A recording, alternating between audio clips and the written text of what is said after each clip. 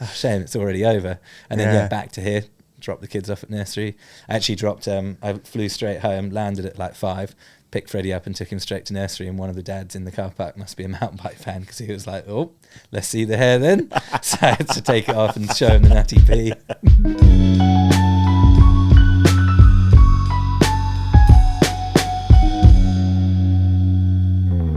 Ladies and gentlemen, back in the studio, ride companion, alumni, Sam Reynolds. Hey! Hi guys. He's back again. Back again. New studio though. Walking distance from my house now. That's pretty so nice. Even better. That just is for pretty you. Nice, isn't it? The last one was like a jogging distance from my house. Now it's a pure walk, so I can be in all the time. How long ago was it? It was when you got your new bike, wasn't it? Yeah, came in with the new bike, and just before I was kind of heading off to DarkFest, really. I think I'd literally got my bike that day, hadn't I? Yes. And here we are. Just got back from DarkFest. Back for a recap. Yeah. That's the dream, really, isn't it? Yeah. Regular check-ins. I mean, it's happened, isn't it? We might as well eke one more bit of information out about it. Well, it's a good one. There's not many events. There's like Rampage, Hardline, World Champs, and DarkFest just take over the internet. Everywhere you look, you can't escape it. We were kind of almost laughing because obviously there was like a bit of Formula One on whilst we were out at DarkFest. So we wanted to just check like how the qualifying was going, and we just couldn't because everyone's feed was pure DarkFest from top to bottom. We were literally just like, is anyone getting anything other than DarkFest? We were like, no, which is amazingly cool. I guess people enjoy it. I don't really know how the algorithm works these days. But it's well funny. If you're scrolling, it's almost like it turns all one colour, so you can see the DarkFest dirt. Yeah, and you're just scrolling yeah. through, or like pre-season, so true. people go Queenstown, and it Yeah. always just looks like Coronet Peak, and you just And scroll that through. lake. It's just more and more. a white monster meme here and there, and then Oh, I hope you've posted it by the time we release this. okay, I'll post my white money meme. Please post it. That's good. Really good. Obviously, this year, as much as you could tell it was DarkFest, there were some big changes though. There was actually. I mean, course-wise, riders-wise, we have quite a good recipe now. It's like a good team. So we always add a new person or two. And yeah, we had some proper bangers this year actually. And then the course was same old goodness. And then yeah, a whole new quarterpipe section and a load more actually, which kind of was a bit of not an accident. We like when we planned to put the quarterpipe in, that was all I wanted to do, like a big quarterpipe, because we've tried to build a few over the years at some nines and some different events, and they've never quite worked. Like, they've been cool, but there's always been like a bit of a toss-up between how high you can go or if you can do tricks or not, because if you can go really high, they're always so gnarly that you can't really trick it, and then no one enjoys it for anything except going high. And same the other way around. If you make it good for tricks, you can't really go that high. So I've always wanted to try and make the perfect quarterpipe, which was like in the middle. And that was the idea of this one, because we've got that huge bank. And I thought, yeah, dirt landing, wooden lip quarterpipe would be amazing. And that was the idea, just to have that as a standalone feature. But then once we built it, we kind of were like, maybe it's possible to join it back into the course. So we came up with that cool idea of having the crazy shark fin berm back over the course. Otherwise, you'd slam into each other at 46. So it wasn't going to before. It was just going to be quarter. No, and you're then just it was just going to be literally on its own. Push back quarter up. pipe, and then you just push back up and do another one. Yeah, and then we kind of like built it, and we're like, you know what? It's actually so tall, that landing. You'd probably make enough speed to get down into those last bottom rockets. And yeah, it was a big build, but the boys made it happen. Yeah.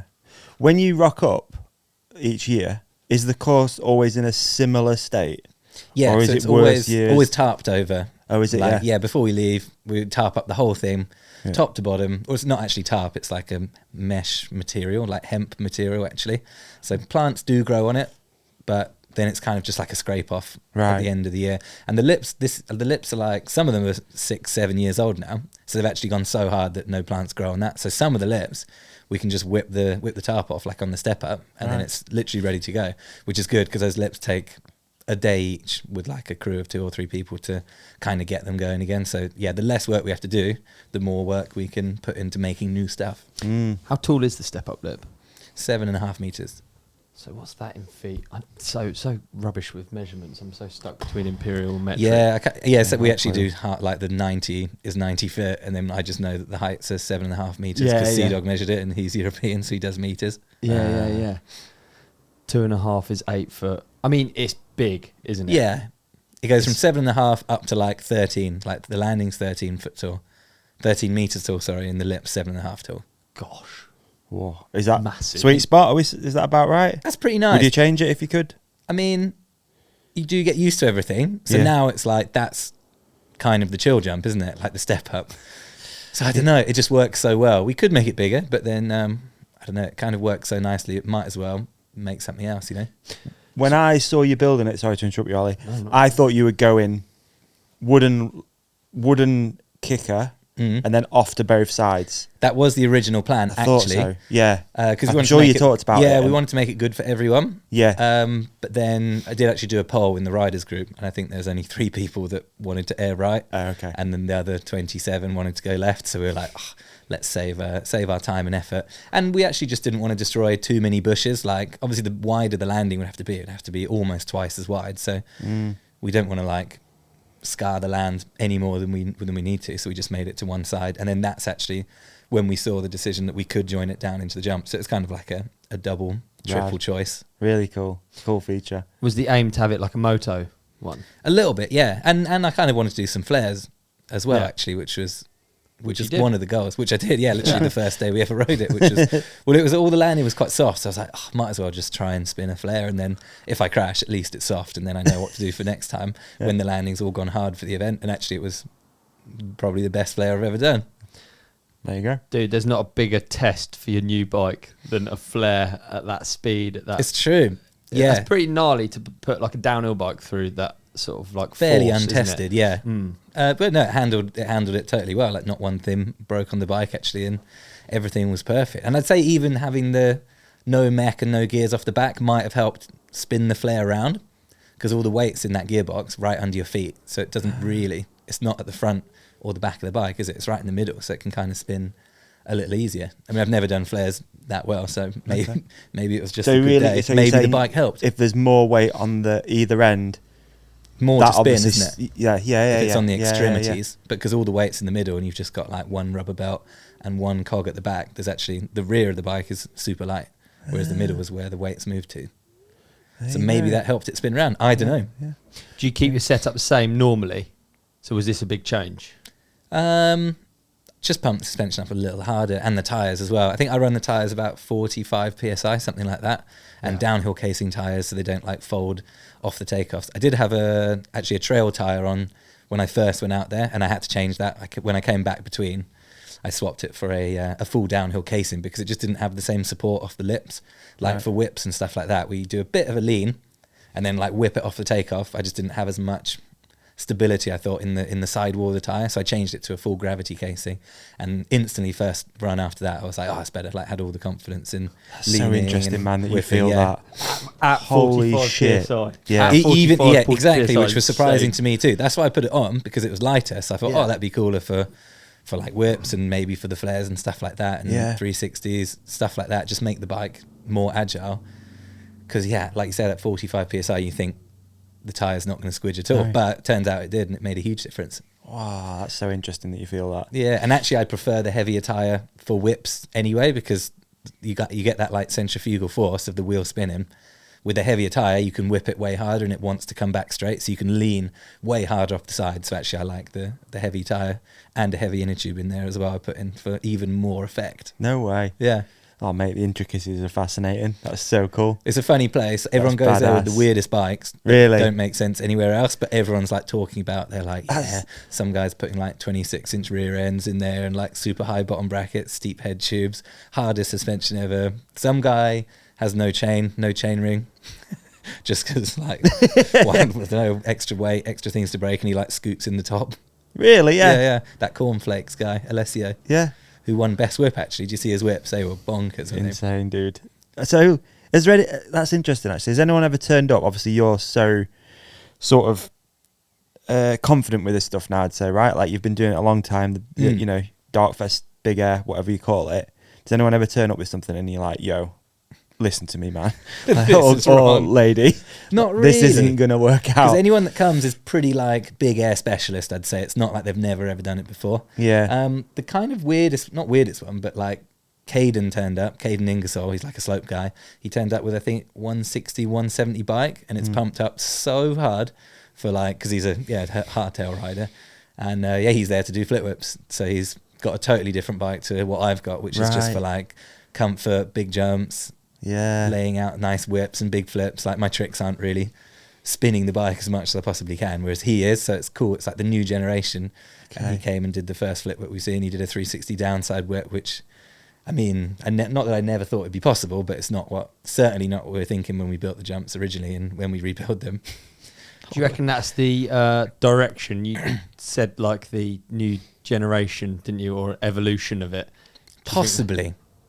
Possibly. I mean, tail whips and bar spins is like a whole new thing to do on those jumps in it, but it's not really what I like. I like the big Supermans and big like huge spins, big flips are in my opinion the coolest. But I mean, yeah, it won best trick doing a 3 downside whip and was super sick. I mean, that's not where I'm gonna go with my riding, let's put it that way. Like, it's not what I'm like, oh wicked, I'm gonna go home and learn flip whips on my downhill bike now. It's not really. We were talking That's about it for the yesterday. kids. Like, I went to that Red Bull, I forgot the name of it again, BMX event. Oh yeah, that was on at the same time. That looked really cool, didn't Featured, yeah, I went there and it's like, obviously there's people doing these insane triple flip whip thing, you know, crazy shit. Yeah. But Kevin Peraza, Yeah. just doing threes, warming up, was like the best thing ever. Yeah, It's totally. like, that's the thing. Like, that's what it is to me. True, that is quite a thing in BMX too, isn't it? It's going too much bar spinny tail whippy, like scooter riding. And you're just like a bit. Yeah, and a lot of the Confused judges by it, are like- rewarding like a real nice big Kevin Peraza 3 table or something, Yeah. which is cool, isn't it? I mean, you can't take away how difficult the tricks are. No, but not it at needs all. to be careful, doesn't it? Like FMX, I feel like had Exactly. that problem, didn't it? It got so Exactly. big, then people started making weird ramps so they could do front flip flares, and then the Pages doing bike flips on a weird bike, and Yep. it kind of got so unbelievable that it was like unattainable, wasn't it? That it almost it self-destructed itself, and I really don't want to see mountain biking do that. Exactly. Yeah, it's so true, man. And I wonder if that is what self-destructed it, or I don't know, because I it think so seems as to. well. There was obviously there's a golden era of sports, right? And Yeah, for it me, it always was is. the Pastrana era with the double flip. That's kind of when, after that, it was a bit like, whoa, it's getting unattainable now. Yeah, And it you've got, almost like you said, these self-destructs flip itself, doesn't it? ramps been built, which kicks your front end and like all this sort of stuff. Yeah, it's like humans, isn't it? It's just more is more. More is more. More is more, and you can't Yeah, and judge it's not someone always, is it? down for more, really, can you? If Yeah, someone exactly. puts a tuck no hand at the end, even if it's Yeah. really rushy and it makes it not look as good, you can't you have Can't to penalise it. Yeah, you have to award it. Yeah, Yeah. which is a tough thing about it, isn't it? Yeah. Do you know what the coolest thing is? Mm. Is if you've got your whole own event and you decide. Because you literally, which is DarkFest, isn't it? That's true. Well, I mean, I love the progression. So, like, I'm not here saying I don't like flip whips because it was incredible. I'm just saying I'm not going to do them. Yeah, totally. I guess what I mean is like you don't have to like adhere to an Olympic judging format Yeah, like it's in true. BMX, or I guess in freestyle motocross, like they had to because they had all those events. The what was it called? The X Fighters. X Fighters, X-Fighters, yeah. And Yeah. like so, when it gets to that point, you sort of have to have a. Yeah, if you put a tuck no hander in the end, you're going to get more points. Yeah. Well, that's Yeah. why I like having not everyone, but we've had people like, oh, can you make 2 DarkFests a year? And I quite like it. There's just one. It almost felt like Crankworks when there used to be just Whistler. That was the best, wasn't it? And you'd watch Slopestyle. Everyone would watch it. Everyone would talk about it. And now there's like 5 a year or something. It's sort of Yeah. like, it's just another one. So yeah, I quite like that it's one big thing a year, and everyone kind of, not everyone, but we kind of get ready for it for the whole year. Think you could do it. 2? No. I don't want to do 2. I need a break from DarkFest now. It's been working on it since like October. Yeah. So actually there's almost not enough time in the year to put it all together Yeah. to do 2. And then No. it would take away from the Yeah, one, I wouldn't it? think having it as one is the move, isn't Yeah, it? like a Rampage year. It's like just one a year, and everyone looks forward to it, and Yeah. that's it. That's done. Like you say, the human thing is more is more. Yeah. It's just not. It's not always, is it? Nah. Imagine there's Not 12. always. Like, imagine the feeling you've got now where you've just been doing this crazy, heightened, wild thing. And now you come home and you're like doing the school run or whatever, like Yeah, literally. you're having like normal life. Imagine that times 12. Yeah, it's not really. You can't really do it, It's can not you? physically possible, surely. Do you have Is a it? massive come down? Huge. It's like literally we've all got a WhatsApp group with all the riders, and everyone calls it DarkFest Come Down because you wake up at 6 in the morning because we ride super early. You go to breakfast. There's 25 people at breakfast, all blasting music, having coffees, and then you're like, wicked. Let's go do the biggest jumps ever. You look to your left and your right, and there's 23 other people with the middle of their head shaved off, just having like a little chat, having their coffee, having breakfast. Then we all go up and people are like, yeah, I'm going to backflip the 110 and stuff. And you're like, whoa, this is epic. And people do it. we hang out for the rest of the day. Everyone shows each other clips that you get, have the best time, and then do it again in the afternoon. Have a load of drinks in the evening, blow off some steam because you're at that heightened level of excitement for the whole week. And then suddenly everyone flies home and you're literally sitting on a plane with the middle of your head shaved off and you're back to real world and everyone's like, oh shame, it's already over. And then back to here, drop the kids off at nursery. I actually dropped, I flew straight home, landed at like 5, picked Freddie up and took him straight to nursery, and one of the dads in the car park must be a mountain bike fan because he was like, oh, let's see the hair then. So I had to take it off and show him the Nutty P. And he was like, yeah, nice, that's terrible. It's all gone now. Yeah, so there you go. viewing on YouTube, it's all gone bald. It's funny to look at everyone's just bald now. Although there is a contest to see who can run it for the longest. I think Teo's still got his. Chelsea's still got hers. Teo's still running his. He's proud. Well, I mean, like, he had such long hair, didn't he? Like, shoulder length. He's like, well, I've had it now, so I'm going to enjoy it for as long as possible. I wasn't allowed. I had to get it cut as soon as the next afternoon. What do you do you look forward to coming home to? Like, is it like something that you really miss? Oh, just the family, the kids, and a bit of quiet. Although actually, the kids are not quiet time, but I do love. So literally, I'll be sitting there at midnight, and Clay will be like sat on the end of my bed, showing his favourite clips from the day because he's so hyped. Like, yo, check this one. So I do miss that when I get home. But it's also the other way. It's quite nice to just get in bed and watch TV and do normal stuff. Yeah. And obviously, I have 100 people asking 10 questions every day. So it's for a whole week. From start to finish is a super hectic week. Cause there's a lot going on, not just riding.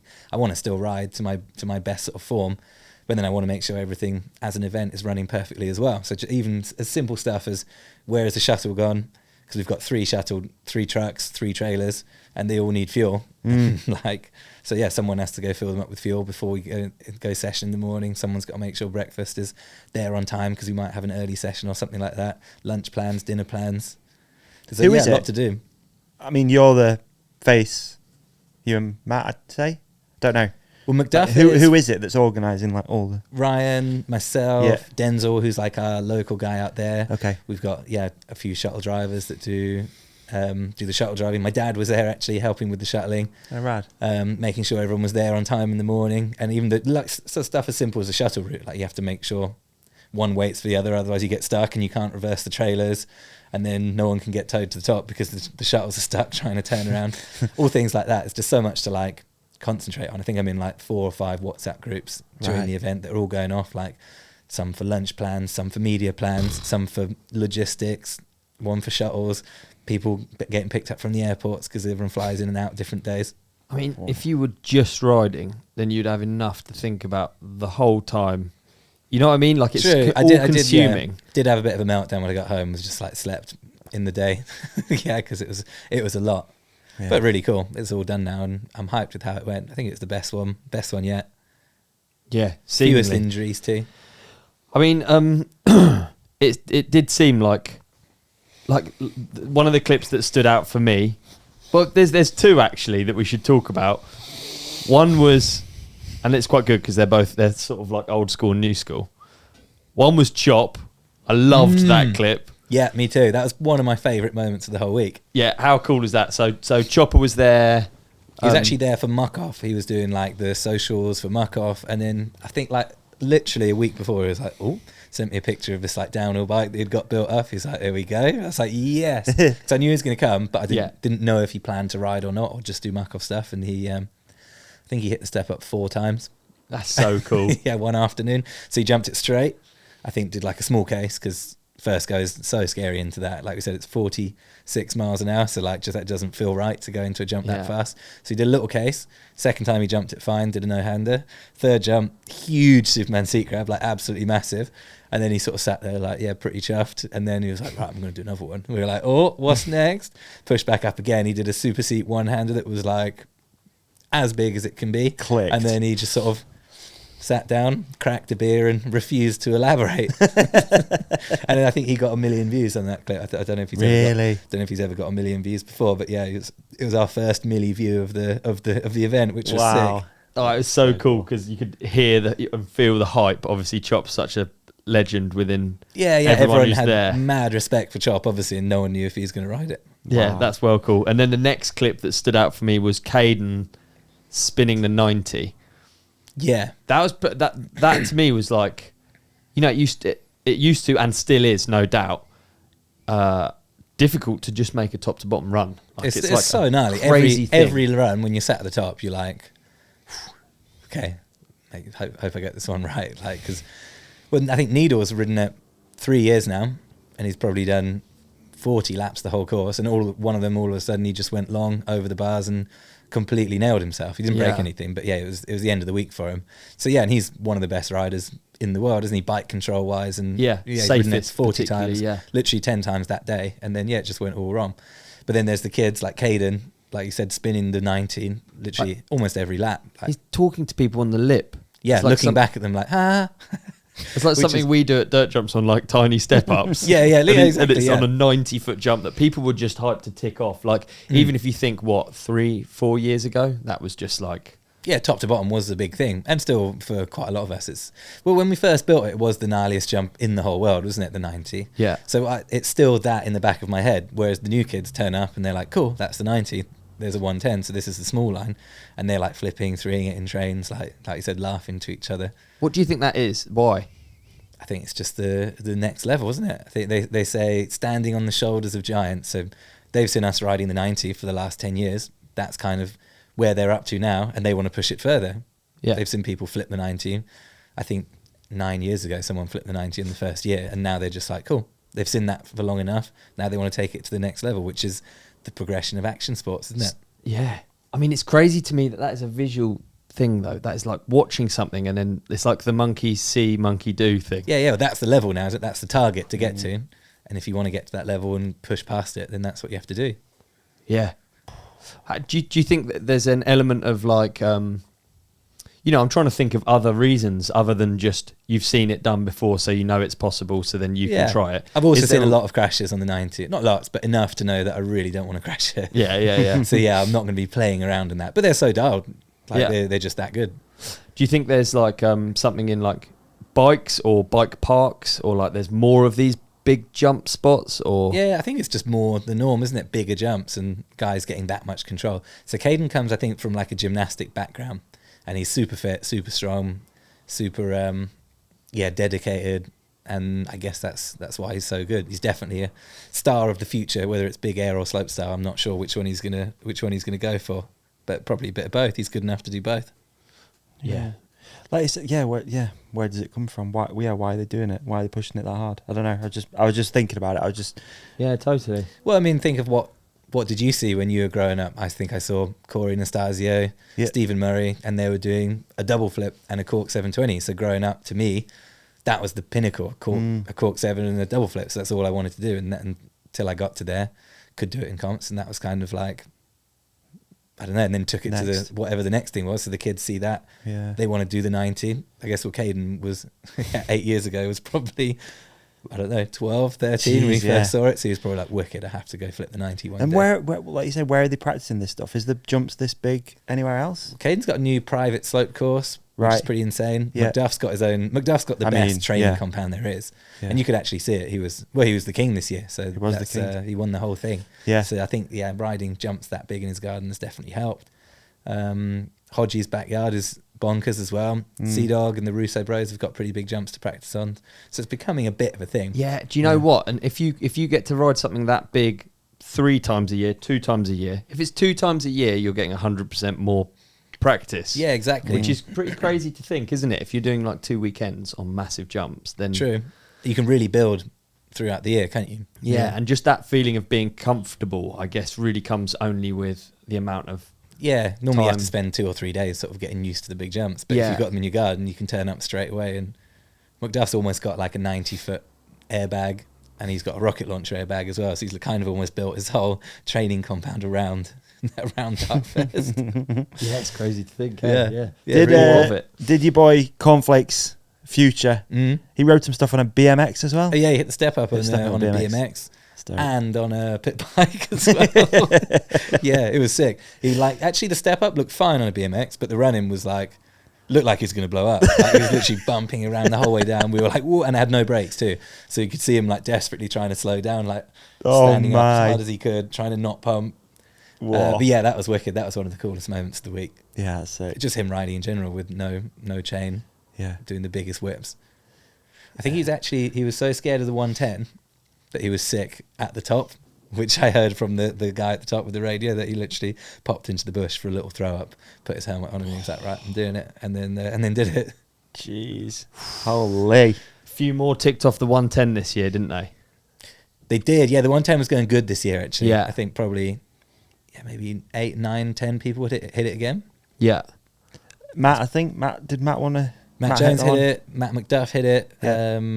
I think Bienve opened it up. He hit it first. MacDuff hit it second, and I think Matt Jones saw it, hit it the next morning. Teo hit it. Sea-Dog hit it. Alessio hit it. Lemoyne hit it. Wow. Vinny T. I think Louis. I think those guys were lapping it. Yeah, they were loving it. Oh, how amazing is that? Is there always What a that jump. nerves at the start when you know it's about to happen? Oh yeah, the 110 is like what the 90 used to be. Like no one hits it at the start of the week. Like everyone gets all their stuff out of the way, and then towards the end of the week, someone will be like, right, should we go up and do a few run-ins to the 110? Like no one really announces it because no one wants the pressure on it. So they're like, go do a couple run-ups, but then word gets around like, some guys are doing run-ups to the 110. So like people slowly start like migrating up the hill and sort of hanging around. A few cameramen start poking up on the landings and stuff, but then that's kind of cool because then it's like, right, now it's time. The cameras are on the 110. Man, it gives me the shivers imagining it. It's like, that's truly terrifying, that jump. Yeah, I bet. You've hit it, right? I hit it 2 years ago. I didn't hit it this year. No. I actually had a bit of an injury. Okay. I crashed a flare, really hit my hip, and like right on the end of the bone where the muscles joined was all spasming, so it like made my back so tight, and that was literally the afternoon that everyone started hitting it, and then the next morning, so I didn't have the strength to do it. But it's there for next year. Have you found it easier over the years to know now, like, okay, just dial it back a bit? A few years ago, I'd have been like, right, it doesn't matter, I'm Doesn't hitting matter, it because it's time. Everyone's hitting it, I have to do it, otherwise it's going to be a failure. But this time, just seeing everyone ride it was good enough. Yeah. And I got so much riding in early in the week as well that I was knackered by that point too, and got loads of good clips, got some stuff. So I was kind of like, cool, I'll just enjoy this actually and watch everyone flying 110 feet. Nice. Speaking of enjoying things, let's enjoy this ad break. All right, folks, let's be real for a second. If you're watching this podcast or listening, then chances are you've probably got a face. Right? Got a face? Yeah, everyone's got a face. We also all love mountain biking, getting outside and pushing our boundaries to the limit. But do you know what really takes a beating? Our skin. Sun, sweat, stress, and let's face it, just existing all add up over the years. One day you're looking fresh, feeling invincible. And the next you catch yourself in the mirror and you're thinking, when did I start looking like I've been riding against a headwind for a decade? Or maybe you see a vision of Olly and you think, holy, I need to sort this out. Anyway, that's where OneSkin comes in. OneSkin is the world's first OneSkin is the world's first skin longevity company tackling aging at the molecular level, because moisturizer, it ain't cutting it anymore. The OS01 peptide is scientifically proven to reverse the skin's biological age by targeting those worn out, troublemaking cells that make us look older than we feel. Think of it like bike maintenance for your face, except instead of lubing your chain, you're restoring your skin to peak performance. Smoother, firmer, younger looking skin. No weird gimmicks, just straight up science. So, if you want your face to match the youthful energy you feel when you drop into a new trail, or at least make it look like you get more sleep than you actually do, that's quite important. It's time to start your new face, eye, and body routine today. Get 15% off with the code RIDECOMPANION at oneskin.co. That's 15% off oneskin.co with code RIDECOMPANION. Remember, we only get one body, one skin, and only you can choose to make it better. Age healthy with OneSkin. Cheers, OneSkin. Right, we're back. We're back. So your event is unique in that you all finish it and then you are all the judges. Is that correct? Yeah, we just sort of go around at the end with a pen and paper. Well, there's always a good idea of like who's won something, and I'll just sort of walk around and double check that there's not something I've missed. And 99% of the time, everyone agrees like, oh yeah, sick, let's do that. And we are quite like a friendly, like the whole event is for fun, you know. Like sometimes there's a year where it's quite clear that someone probably should win three awards, but we'll kind of try and jiggle them around so that maybe someone who was really close would win one, and then someone else would win another. So we try and like spread them out, so it's not just like a clean sweep for someone. Oh, that's never really happened. I think Robin sometimes deserves 2 or 3 awards, so we have to kind of give them out to other people as well. But she won best trick again this year with the flip can, which was pretty cool. First flip combo we've seen from the girls. Wow. So that was the was that the mind bender section? I've got all of the basically I've got all of the list of all of the awards. Yeah. And from someone at home, you haven't seen them yet because the edit's not out. The edit's coming out soon, right? Yeah, probably, I don't know when this is going out, but it's early April. We kind of make sure that early May. What is it?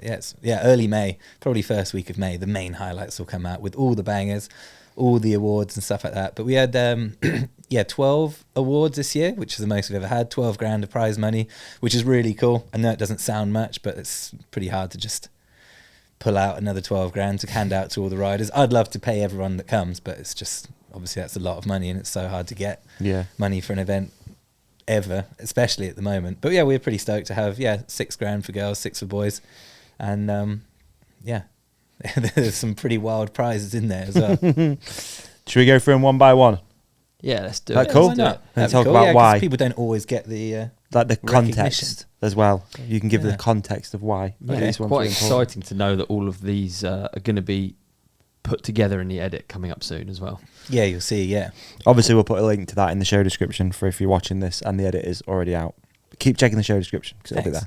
there. You're welcome. Should we start with the mind bender? Because that's so talk The to us Kenda about mind bender. Is that what it was? The Kenda mind bender. the Kenda Mind Bender is the best trick award, basically. Yeah, Okay. Which, as you said, was Robin with the flip can for the girls, which was sick. First flip combo from the girls on the step up. And then for the boys, it was Caden's 360 downside whip. There were quite a few. We thought Finley did a Cork 720 on the last rocket launcher, which was bonkers as well. So he was kind of in the running for that as well. But that's also why we have the best moment award. Is so we gave Finley the best moment award, Right. and for the girls we gave that to Lucy, because it's like an award we can give to anyone that we feel like deserves an award, even if it's not an obvious one. And Lucy, it was her first year. She was super nervous. She'd never quite hit jumps that big before. She had a massive crash on, I think, day 1 of hitting the step up. Really hurt herself. Had struggle breathing. It was really scary. We had to have like the paramedics there on hand, and then she was okay. And then 2 or 3 days later she came back, hit it again, was so scared, and then was riding it like a boss for the rest of the week, doing big nothings, riding the rockets. So we thought she deserved that as a first timer, and just for giving good vibes as well. It's not always about the on track performance. There's a lot that goes off the track as well, like as to whether someone's the best person of the week. And Nice. we like to reward the whole week, not just on the track. Like if someone helps out building, or someone just sets up the speakers and plays a DJ set, and just gets the vibes good, it all goes into it. All goes into it, yeah. That's cool. What else we got, Ollie? On the best moment, you've also got Finley Kirsch and Talus. Yeah. What went on there? What can we look forward to seeing? So Finley did a Cork 720 on the last jump, and then Talus did a flip Superman seat grab, I think, flip like in a train. So we split the award for both of them because it was such a crazy train. Oh, wild. And that last jump is massive. Mate, isn't it? massive. Yeah. And the landing's like 100 foot long. So if you crash, you ragdoll for 100 foot. It's like jumping out of a car on the motorway. But yeah, so dialed, so perfect. They were toying with those bottom jumps, and they're no joke, those bottom jumps at all. Best run. I feel like it's sort of like a repeat guy.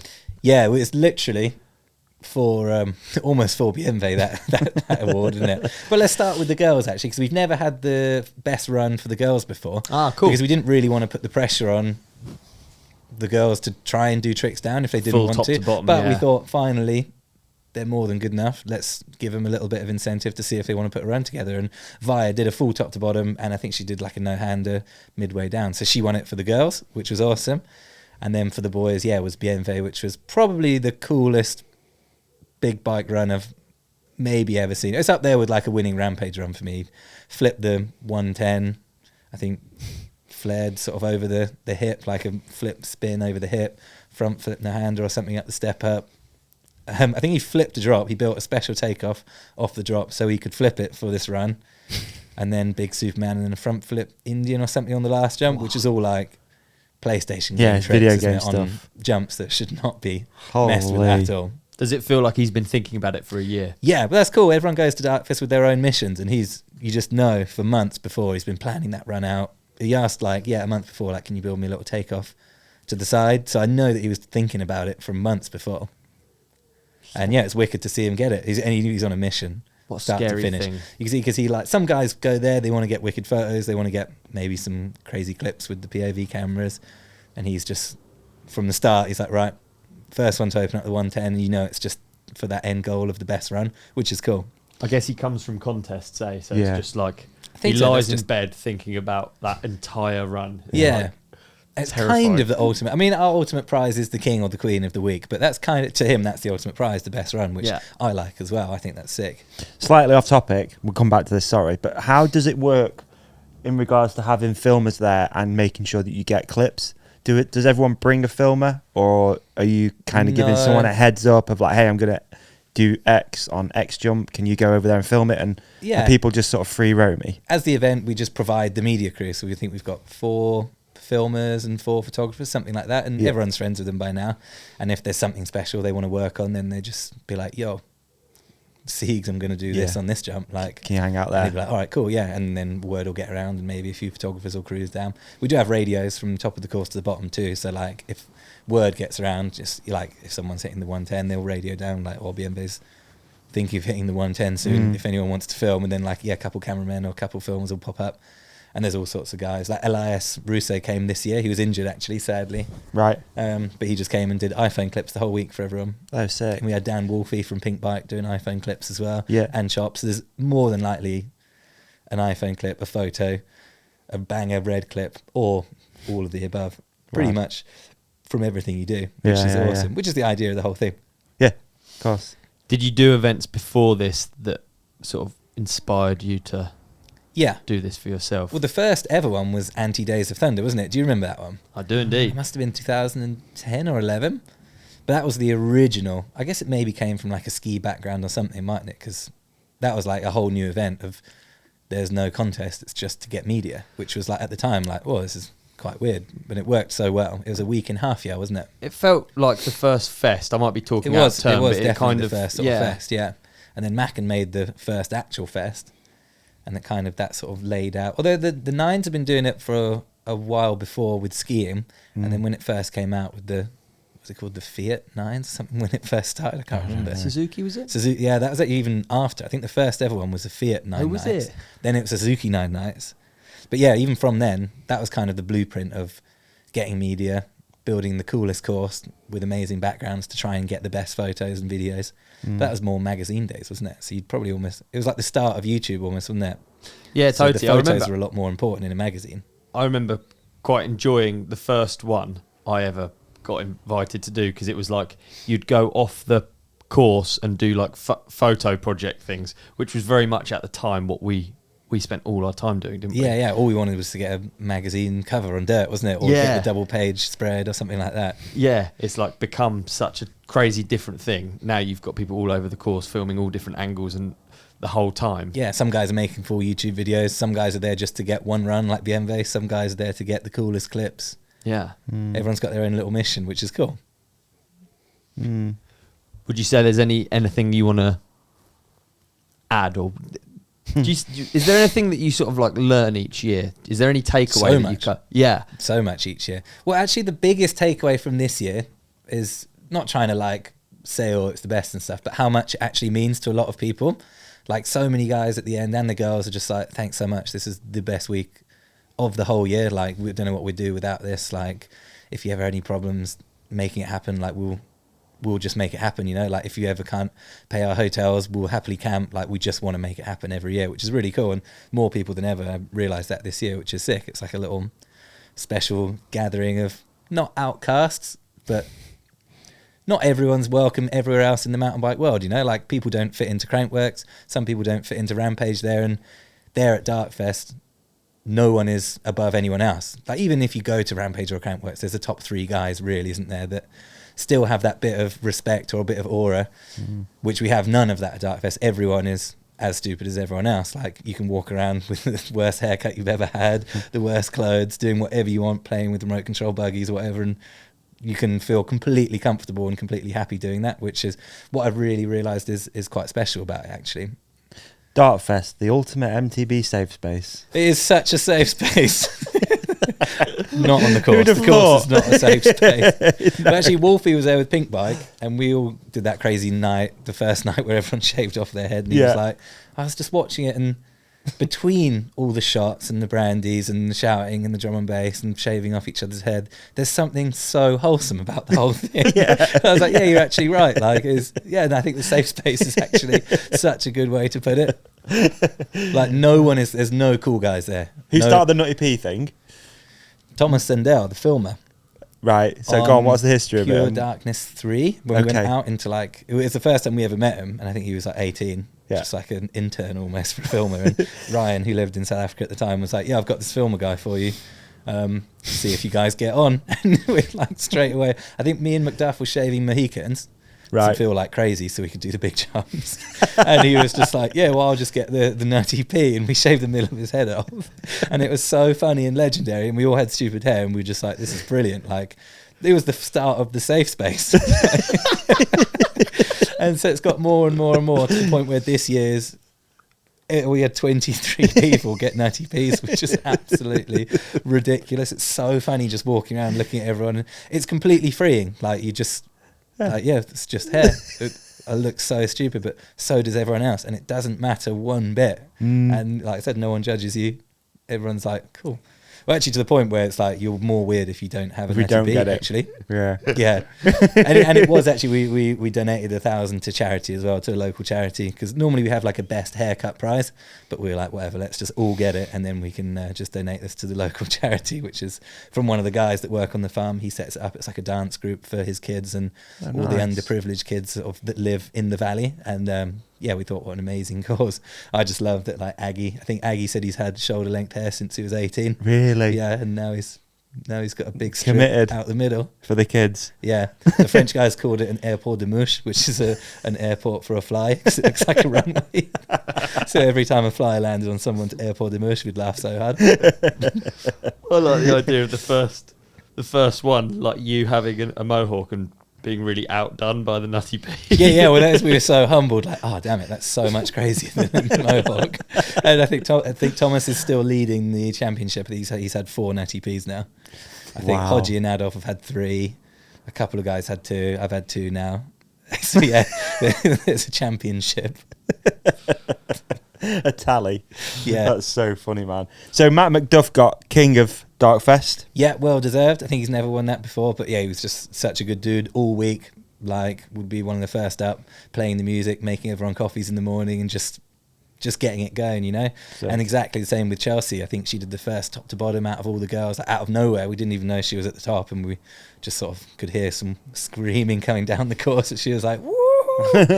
Bombing all the way top to bottom. And she's actually never done a top to bottom before, because last year she got so close, but she overshot the second to last jump, and I think she sprained her ankle on the landing, so she had to pull out. So all that hard work.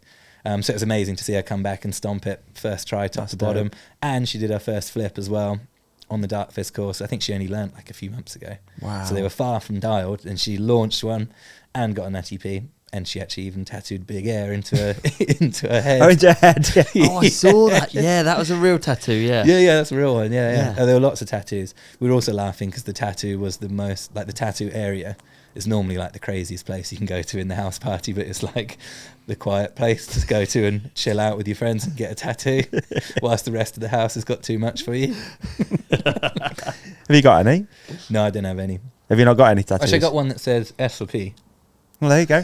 under my lip. Recent. It's still there. No, it's still there. I can't isn't it? believe it's I know, still I know. there. It was Yeah. never good, was it? They used to tell you they'd disappear after a while, but they don't. They do don't, do they? No.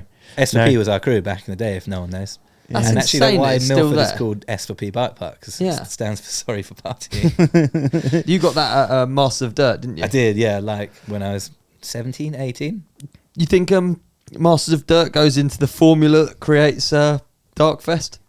Yeah, definitely. DarkFest is a little bit of everything I've learned growing up, I guess, and then sort of was the ultimate dream to make the biggest jumps ever and ride it with my friends. And yeah, now it's sort of developed into making the best week anyone could ever have, including the best riding ever. Mm. Yeah, you've really done it, eh? You've really What? It's still a Achieved dream it. come true every year. It's still my Yeah. favourite week of the whole year, yeah, it's mad. every time. Week of riding and 2 weeks prep. Is Yeah, I did about like 2 roughly? weeks of prep, Then you come home. then popped home just for like a week to help out with the family, Yeah. have a little reset, and then pop back out. Although I did hear that we've got a friend that works for Liebherr Diggers now, and they said you can drive it from home. It's like a Wi-Fi drivable digger. So we're saying, like, imagine just having those, and I could just dig the whole course from home. What? You can sit at home and do Yeah, it. you can do it on your computer. You literally drive it Whoa. from anywhere in the world. Dude, imagine you turn up and you're like, oh my, It's completely what have I wrong. built? Made it too steep. It's too big. Yeah, how cool would that be? Just sat at home, just doing diggering in South Africa. Call someone up. Can you put some more fuel in it, please? That's amazing. Yeah, I know, cool. Then. With No 3D idea. with like the drone goggles on. VR goggles. Probably. I actually don't know how it works. I should look into it before talking about it. But we were just talking about it the other day, actually. That'd be amazing with VR goggles. Yeah. Or I wonder if you have like big TV screens and the joystick. You must have to have joysticks, eh? You Yeah. can't just drive it off a Well, mouse. imagine you just kill people. There'd be people walking around the digger in another country, and you'd just reverse over them. They need to have as much.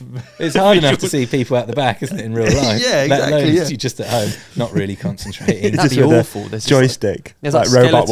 Wars. Yeah. Skeletons around the course. You're like, oh my god, I I've built had that my- 2 weeks ago. Yeah. With a big rubber track mark across the chest. Gosh. What? At this point, what's your vision for DarkFest? Is there a long term? I know this is probably a question you get all the time. It's a bit kooky, but Kind of. I mean, DarkFest is less about my riding now and more to see everyone else ride it. I still love to push myself. Like the flare this year was an awesome Yeah. achievement for me personally, which is still like the ultimate goal. But yeah, now I just want to see what people can do, you know, and just to give the mountain bike community, the freeride community that week to be useful to their sponsors and to help their career is kind of, is the main that's rad. the main thing I like, to have people like, yeah, I got a bonus for winning the best whip or whatever from my sponsors, and they got so many views. This is awesome. Like, now they're really happy with me and they want to sponsor me again next year. Stuff Yeah. like that is my favorite thing about it nowadays. And like I said, people saying that was the best week I've ever had is like a really nice feeling. Yeah. To kind of hand down. I've had an amazing career, had the best time, experienced loads of cool stuff, and want as many people to be able to do that as possible. You said as well last time you came on that like freeride was in a tough spot at the moment. Well, the bike industry in general is, right? It's more important now than ever, I think. Yeah, and you made a bunch of changes before DarkFest as well, as far as sponsors and stuff like that. Yeah. Was it hard this year to pull this together, or? Yes and no. Yeah, we got like a few amazing new sponsors and new partners for the event, which is amazing. Like Monster Insta. have always been from day one. Well, not believing in it since day one is actually like a big risk that I think Ryan took when we were down in Pure Darkness, the first one. Yeah. To sort of, and I think he put his nuts on the line, as it were, and we're like, we'll make these jumps. Can we just have a bit of money for it? And Yeah. that was before I had anything to do with any of the organisation. I was just an idiot 20-year-old. Like, yeah, cool. Let's have some money to fill these diggers up with diesel, and we'll build the biggest step up that's ever been made. Okay. To where now it's like, yeah, quite a bit of a. It's a quite an huge undertaking activation for every them. year. Yeah. So we do need a lot of sponsors. Monster's the main one, but yeah, we've got some amazing new partners with Insta360 that are really making big pushes in mountain bike, which is awesome to see. And they came and I think they signed 2 or 3 riders from there, which is literally direct. Like what I was saying, want to give people From that event, it's brought them in, and other people have got deals. Some of the riders, some instant sponsors, which is amazing. Yeah. Markov came on board as well. DeWalt too, who supplied the tools and the wood to make the Quarterpipe.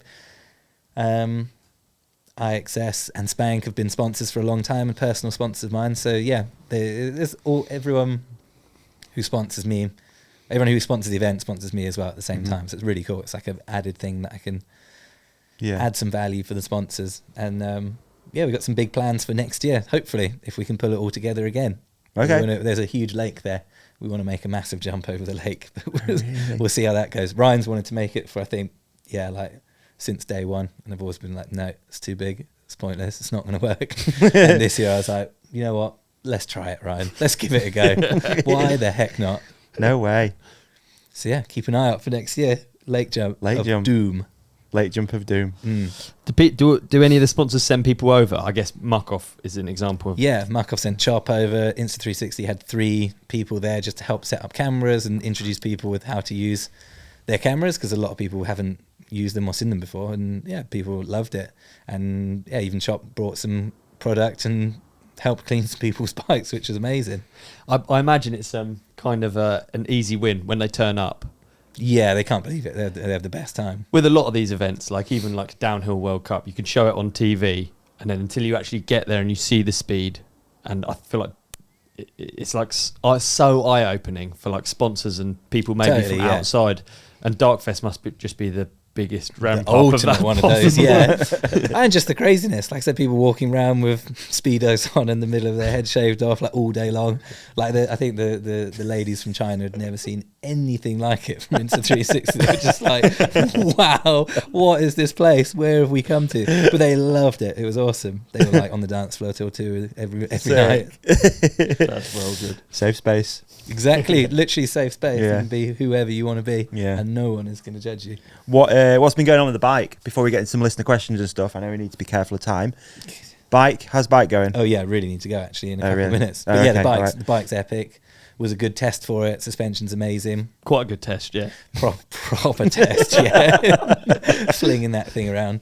And actually, the main thing I realised there is that when you land on a normal bike with tubes, it always has that like ding, that like vibration, the resonance. Because mine's the CNC'd, fully like one piece. It has no tubes. So it's got no like, it has none of that, which is so hard to explain when you're riding. So it's silent. So it's silent already. Like I said, with the belt and the gearbox, it's made it so silent. But there was always that extra thing which I didn't understand until now. And I'm pretty sure that's it.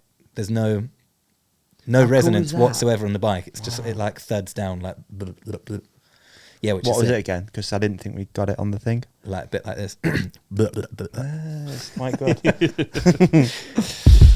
Davey, I've got something to say to you. I wanted to tell you this. LAKA specialist bike insurance goes way further than what I think you think.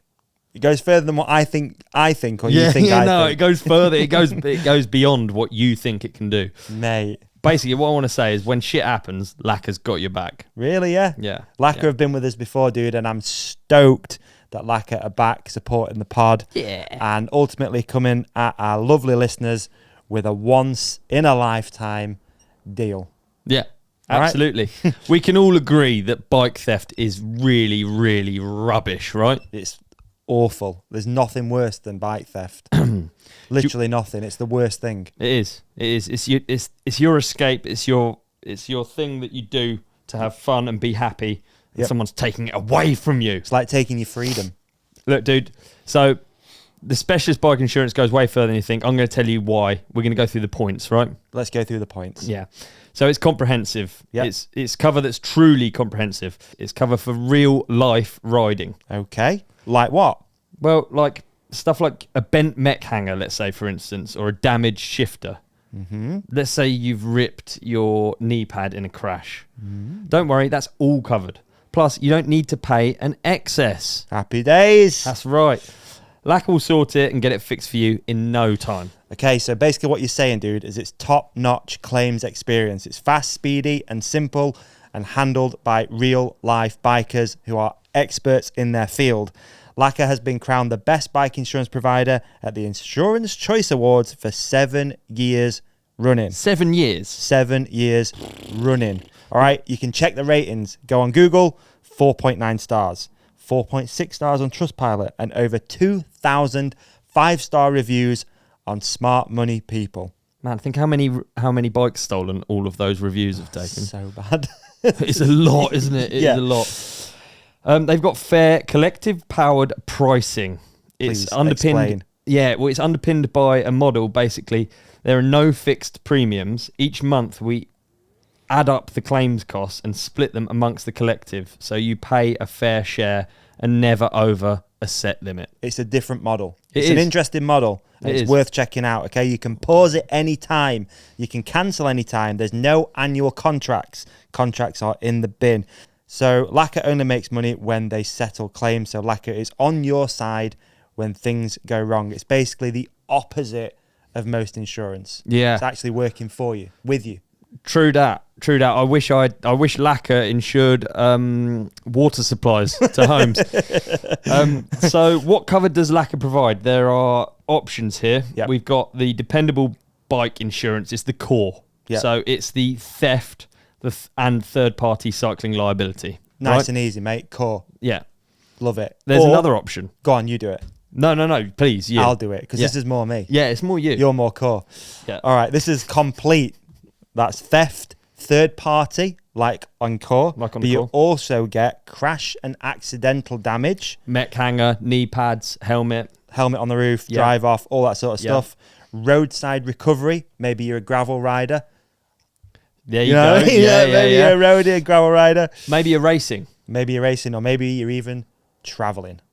That's right. LAKA's got That's your right. back, dude. All right. The best thing to do, though, head to laka.co/TRC. We've got a brand new page on their website. Very Yep. kind of them to build it. So that's laka.co/TRC. It's on the screen now. It's flashing in LAKA. Don't know what colour it is. Kind of like peachy. No. And if you enter in the code RIDECompanion30, Yeah. what is it? I think it's Ride Companion 30 all in capitals. Is that right? It is all in capitals, and that is correct. That is going to give you 30 days free insurance. It's free. It's on us. Each of those days, someone could be plotting their grand heist of your bike. Yes, they could. The diamond heist. That's right. That's right. That's true. All right. So to clarify, head to the website laka.co/TRC. Use code RIDECompanion30. You get 30 days free insurance. Plenty of Cover. cover. Thank you for finishing that for me. Thank you, LAKA. We appreciate you. Thanks, LAKA. Mate, you know what time of year it is. Spring has sprung, and it means riding glasses. That's right. And not any riding glasses either. No, not just any, mate. You want to protect your eyes, yes, from the dirt, yes, from the twigs, yes, from the rocks. But what else do you want to protect your eyes from? The sunlight. You're right. You got two sets on. I'm going to do two Mate, sets. I'm double protected. Something You know what I about mean? sunglasses indoors is kind of, Gangster. isn't it? If you want to look this cool, Yeah. then, you know what I mean, follow us. So, yeah, Melon Optics have now made their Alley Cat and their Kingpin. That's right. glasses are now photochromic. That's right. And for layman's terms, mate, all right, because that's, you know what I mean, Yeah. layman's terms, they adjust to the different changes of light. So they're going to go lighter and darker depending on what you're riding or where you are. Exactly. And it doesn't stop there either. No. These have got the Revo coating, so you can't see in my eyes. You don't know how much protection I have. And I could have any number of protection. It goes from basically the tint or the UV protection can go from any number of kind of categories all the way Okay. up to 3. Nice. And you wouldn't be able to tell any difference from the outside. Mate, so if you want to get yourself a pair of Kingpins or some Alley Cats in the new photochromic, then they're now open for pre-order on the melonoptics.com website, okay? Yeah. If you punch in the code, the Ride Companion, you're going to get a free lens cleaning kit on us. So good. Yes. Is that the code that you just mentioned? Is that the Ride Companion? The Ride Companion. Capitals? Capitals. Capitals. Why not? Capitals, Yeah, yes. yeah. So head there, get yourself some sunglasses. Look this cool. Can This you? cool. Yeah, I touched the lenses when I was trying to explain it, and I actually need the lens cleaning kit. So can we get an order in quick? Yeah, 'Cause let's I need get an to- order in quick, dude. All right, let's do it now. Let's wrap this up. Thanks, Melon. Thank you, Melon. Should we do quick fire listener questions and get you out of it? Yeah, okay. And The then I got to physio. run. Literally. Adam Pick, tell us the story of crashing the Maloo. Crashing the Maloo? I don't remember the Maloo getting crashed. That was actually Sam Pilgrim that crashed the Maloo and then sold it to me. That's why he sold it to me, because I think he spun it out on a roundabout. And then he didn't like it anymore, so he was literally like, "Do you want to buy it?" And I was like, "Yeah." So the Maloo is like the most powerful 2-wheel drive pickup. Australian Bougainmobile, yeah, it was the best. Big V8 in the front and no weight on the back. It was so crazy, wasn't it? It would change gear. It was an automatic, like a terrible automatic, and it would just change gear, and you could just wheel spin and like spin into a hedge. I think that's what happened to Pilgrim. He was like, "Nah, not for me." Remy Gierkens, will you ever make your gathered data / knowledge about making ramps and kickers public? That's kind of Sea-Dog's secret, really. He's got the big book full of all the numbers, all the steepness, and it was so useful. Like for making the Quarterpipe, we went back through his notes that he's got on his computer of I think all 3 or 4 Quarterpipes we'd ever made at the Nines, with detailed notes on what he liked and what he didn't like about them. And so we made it like that, and it worked pretty damn good first go. So yeah, you'll have to ask Sea-Dog about that. Fantastic, good Tyrone answer, Greg MTB. How do you get invited to DarkFest? I think actually quite a simple but good question. Yeah, and the answer is also simple, but also really complicated. It's simple if you know. Like a lot of people ask, and not that if you ask you've already kind of got it wrong, but yeah, it's just no cool guys allowed. You have to absolutely just be part of mountain bike community or do something special. We're always looking out for top riders, and that is obviously the main thing, is to how much of a sick rider you are and how much you'll bring to the event. But also, you got to bring something else to the event, like good times. You can't be, you can't be moany, you can't be like big-headed, you can't be annoying in any of those ways. And you have to be accepted by the crew. If there's ever anyone new that's like on the radar, I'll pop it in the group and be like, "Yo, does anyone know this guy or this girl?" And people will be like, "Yeah, sick, perfect, he's amazing." Or people suggest like, "Yo, you should invite," like Finley, for example. The guy's like, "You have to invite Finley, he's the best. It'd fit him perfectly." And so we're like, "Cool." And he absolutely did. And I think we keep it like that too. And you have him to keep the vibes. Max we number? push it every year, okay. To be honest. We can't say no to people, but we always have to get new people. So I think we're up to like 33 riders now. Wow. It's a lot to organise, and it's a difficult list to make all work together perfectly, I guess. Yeah, totally. It is. It's definitely it's a balance for sure. Yeah, no doubt. Last one, maybe. Typical park rat. You're known for your Superman seat grabs over the years. Which one do you think is the best? I know it's such a lame question, but I know exactly which one was the best. Perfect. Just one that I did on the last rocket. I think 2021 or 2 maybe, but there was just one that went bigger than anyone's ever gone before and was held for longer. And I looked to the side and someone got an amazing picture of it. I'll find it to send it to you so you can put it in your notes. And yes, I remember that one as being like, cool, that was the best Superman seat grab I've ever done.